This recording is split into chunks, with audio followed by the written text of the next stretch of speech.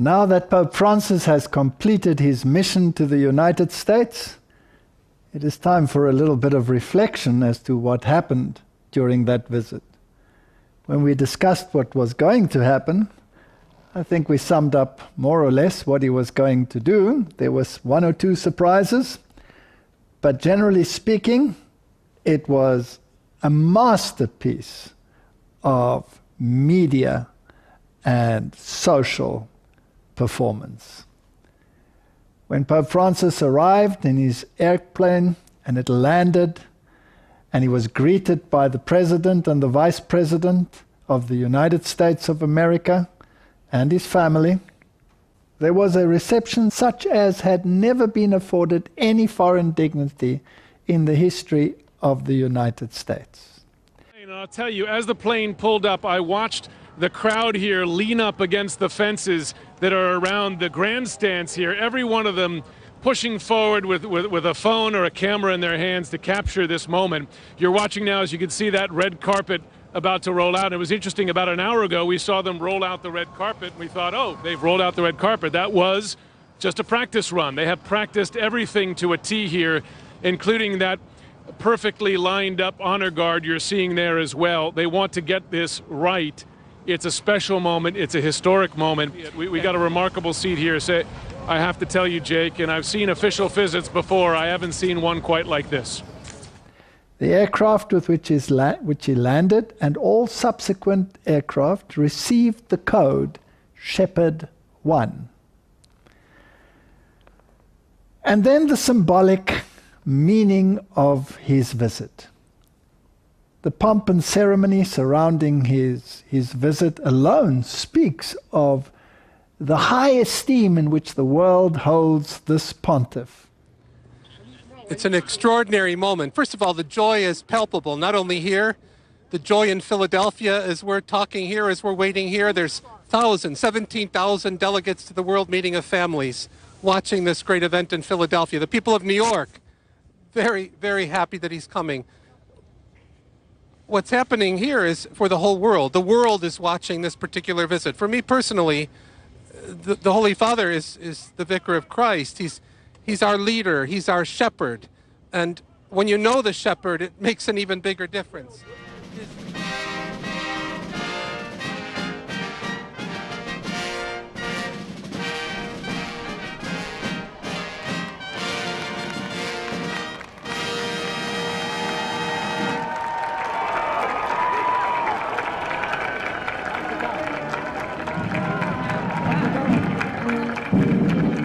One of his first acts on his American tour was the canonization of the Spanish saint, Junipero Serra.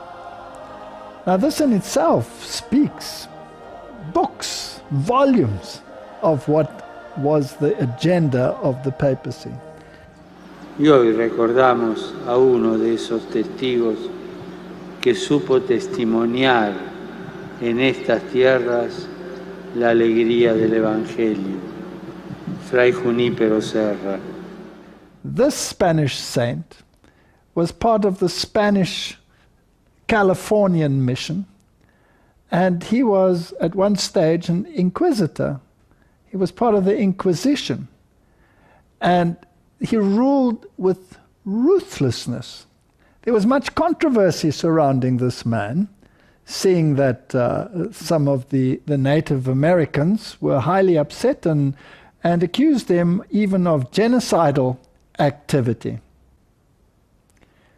The Pope used this canonization to reflect on the Catholic mission in the United States.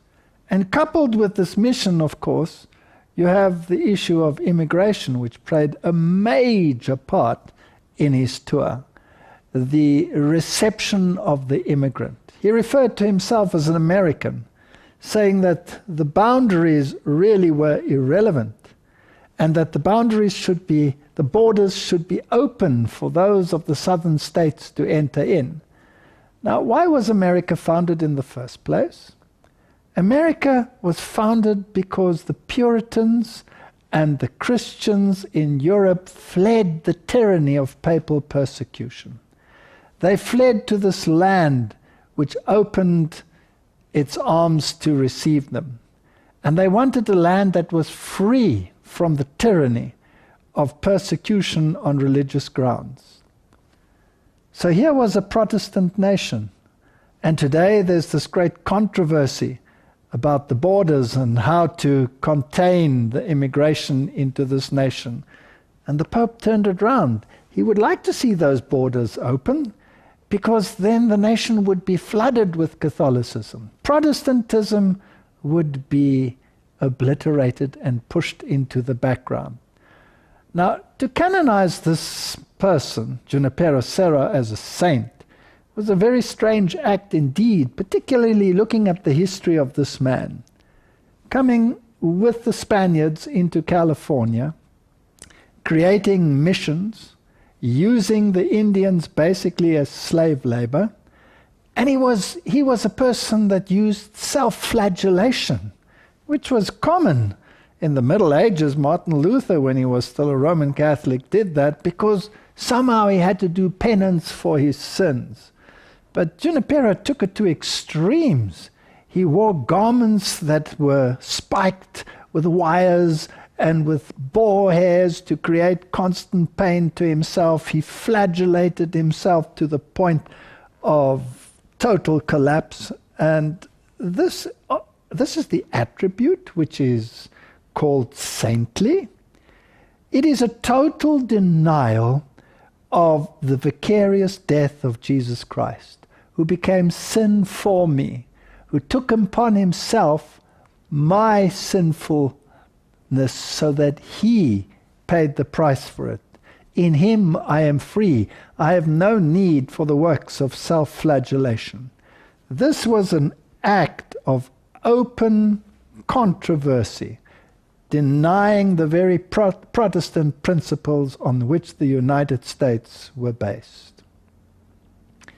Consequently, after this canonization, it's interesting that it was probably, so they believe, Native Americans actually defaced the statues of Junipero Serra in an act of defiance, throwing paint upon them and writing words of a derogatory nature over the tombstones, etc. So not everybody was well pleased with this first gesture of the Pope. When he was greeted at the White House, it was the most illustrious ceremony ever afforded a foreign dignitary. He was referred to as the example of humility to mankind. And in his speech, he also referred to the immigrant issue, and that everybody was at one stage an immigrant, and that the doors should be opened, that America should be one. So this theme was very recurring in his speeches. The most interesting one was, of course, the Capitol. Now, the Capitol, as we discussed previously, is a fascinating building, and it actually refers back to ancient Rome, the Capitol, which is a Roman idea. And it is basically a copy of St. Peter's. It is a temple. So in a sense, the shepherd one was entering into the temple. Mr. Speaker, the Pope of the Holy See.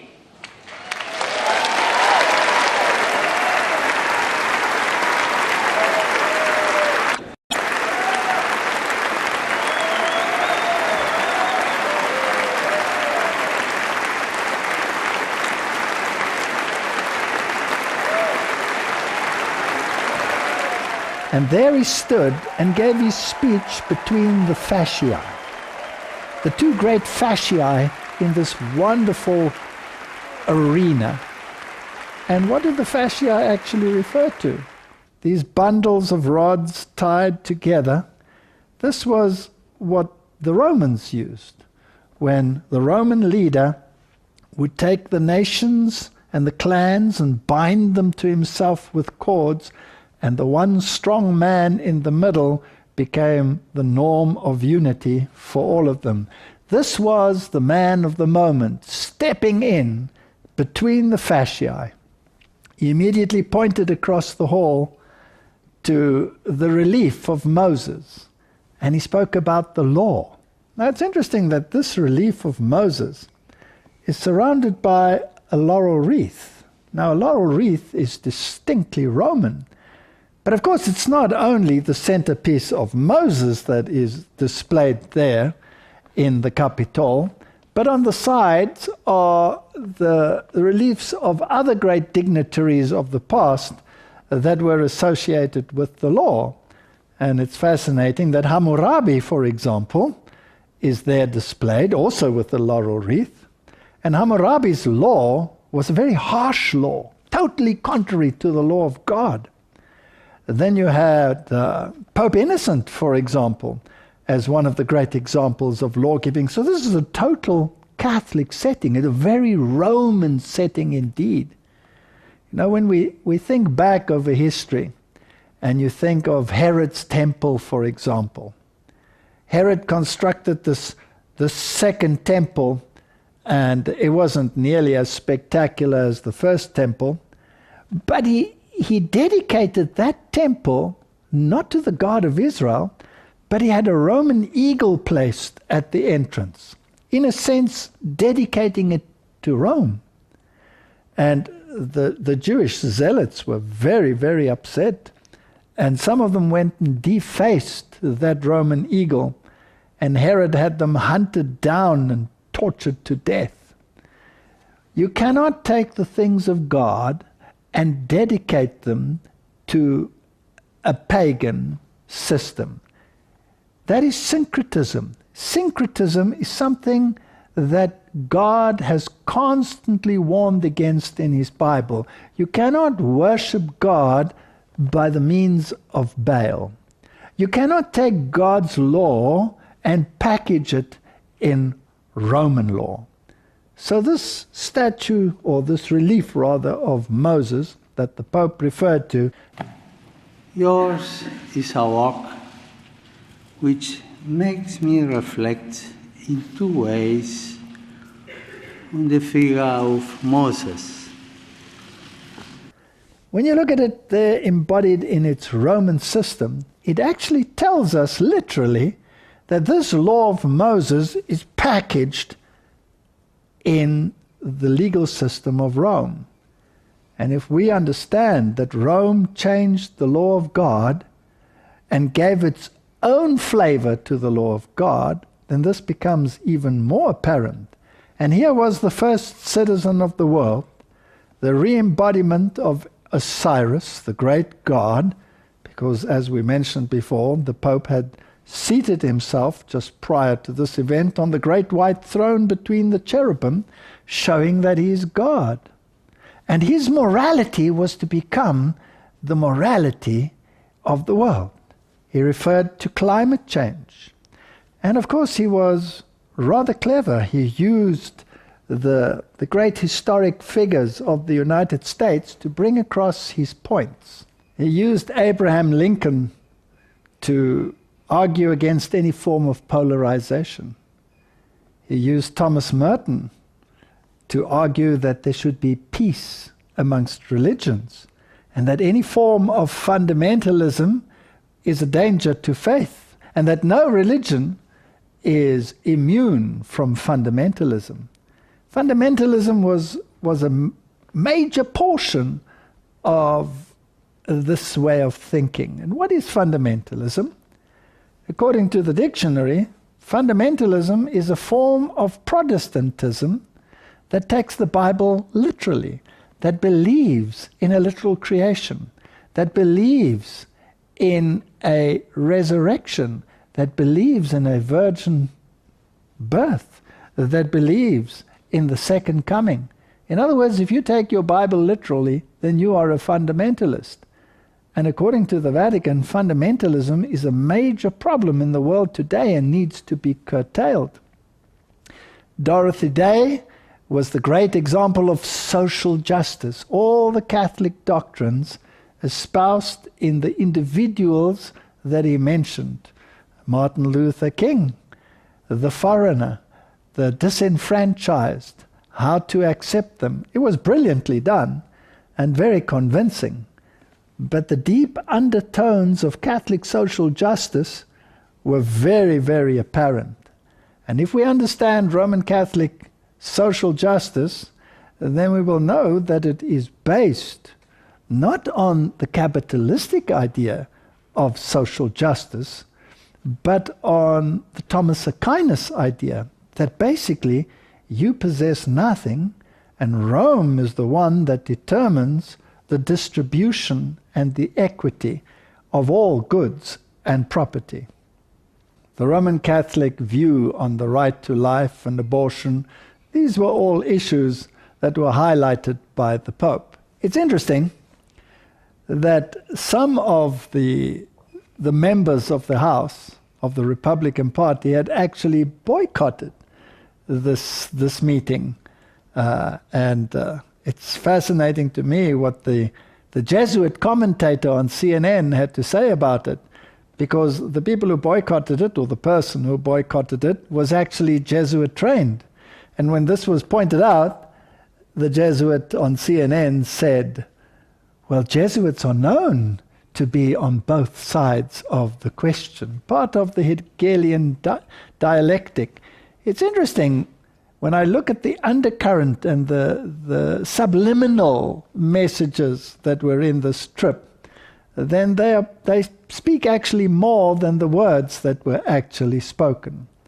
Isn't it interesting that he should highlight the immigration question, while some of the Republican candidates were speaking so strongly against it, about borders and walls and gates? He was opening up the world. Here was this new global village where everybody felt welcome and everybody was one.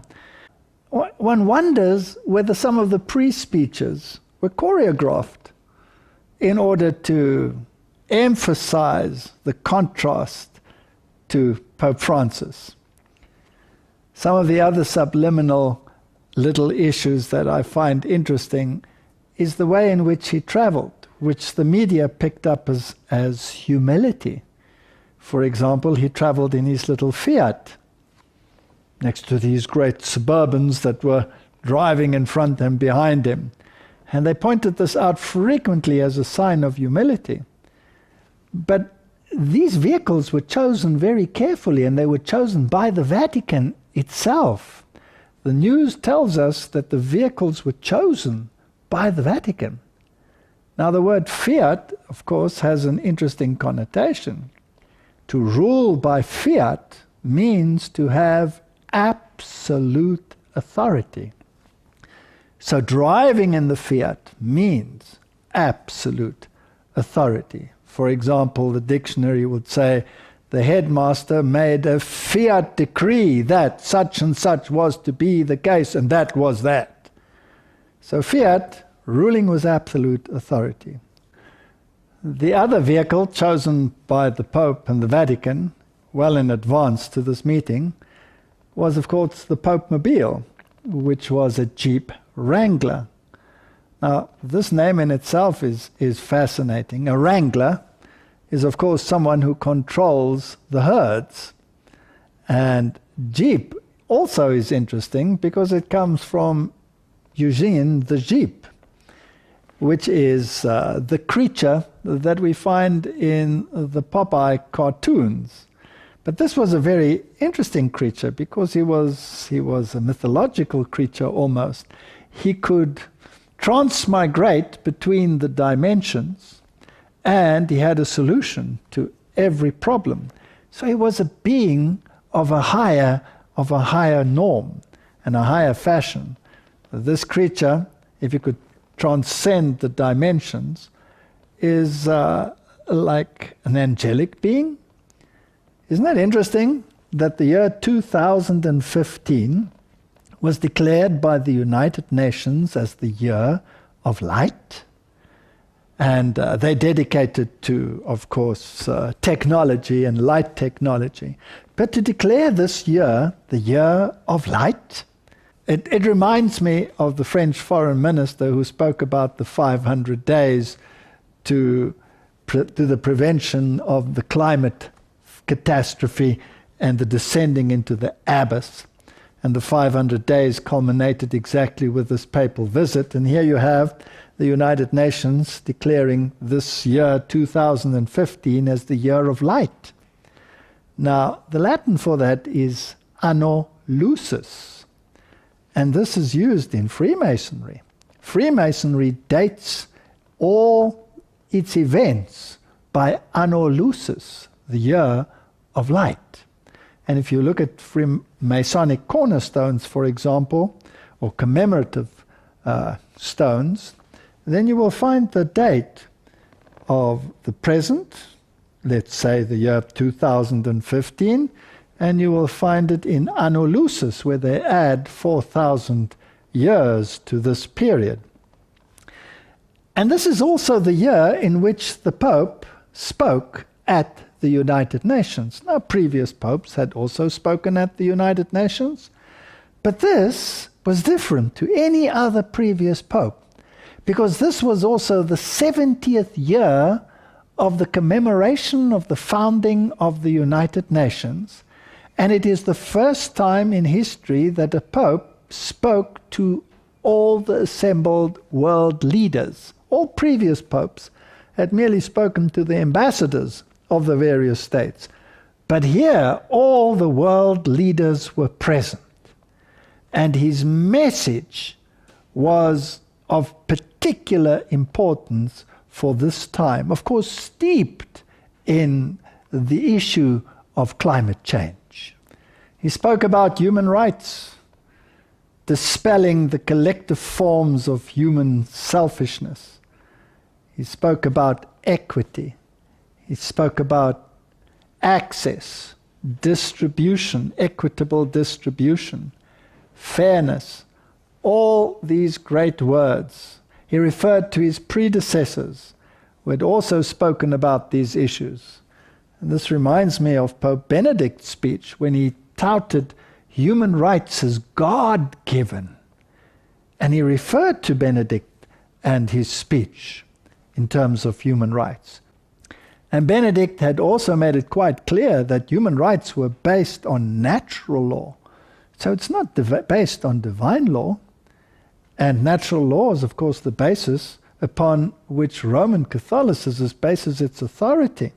And why it claims that it can change the law of God, because it doesn't base it on Scripture, but on natural law.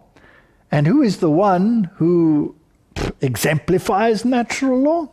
The Pope himself, because from his elevated position of observation, according to Benedict, he is the one who surveys the landscape and decides what is morally right and what is morally wrong. And if you take this together with Ban Ki-moon's statements that the moral stature of the Pope was not to be denied, then this all comes together.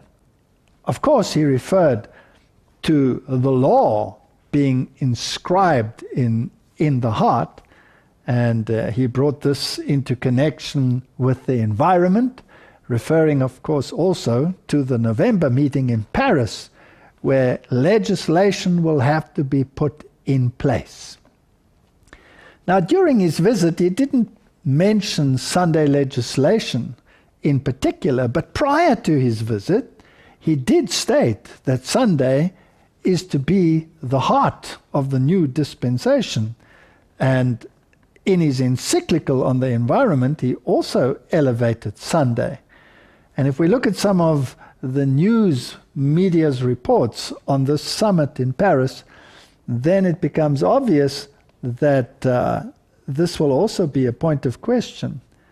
Just a few months earlier, The Guardian, for example, had said, if we should set Sunday aside as a day of rest, it would contribute greatly to fighting climate change, because then industry would come to rest at least one day in the week and contribute greatly to a lowering of the carbon damage to our planet. So all of these issues were embodied in these speeches. He made a great moral appeal for working together, for accepting the responsibility for the state of the planet, ridding the world of the fear of nuclear war. All of these issues were, of course, endearing, and he received standing ovations at all his speeches, whether it was at the Capitol or at the United Nations.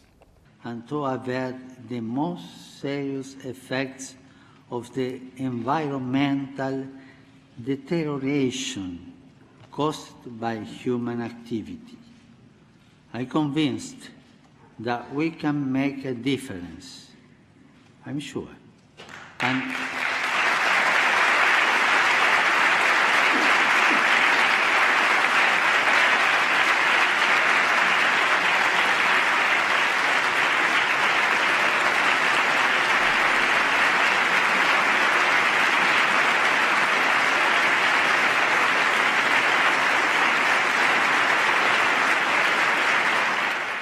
upon all of you, may God bless you all.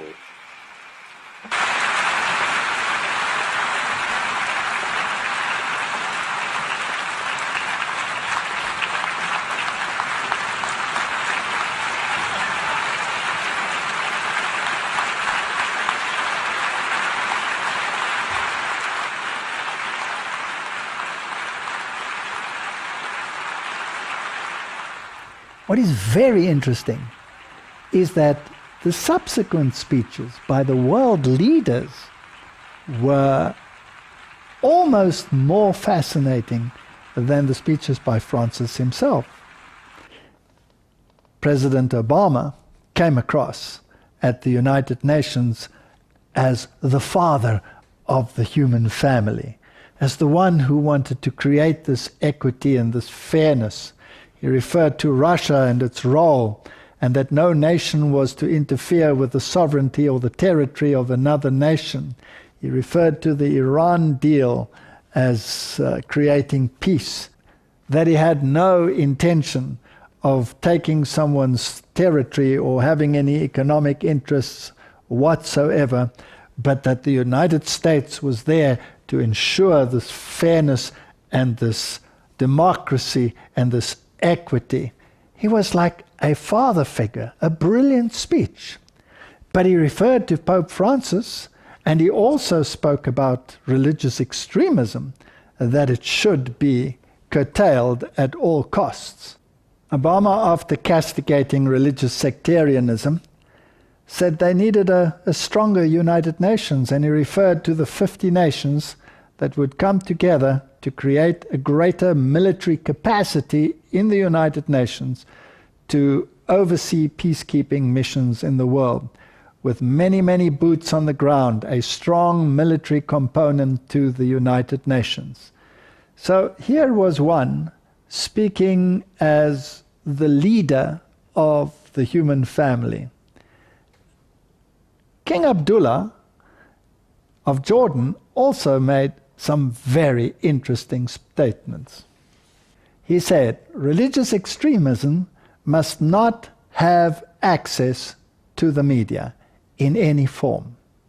And he said the war is between religious moderates and extremists of all faiths. Basically, he was referring to hate speech and creating religious turmoil in the world. A very strong speech indeed.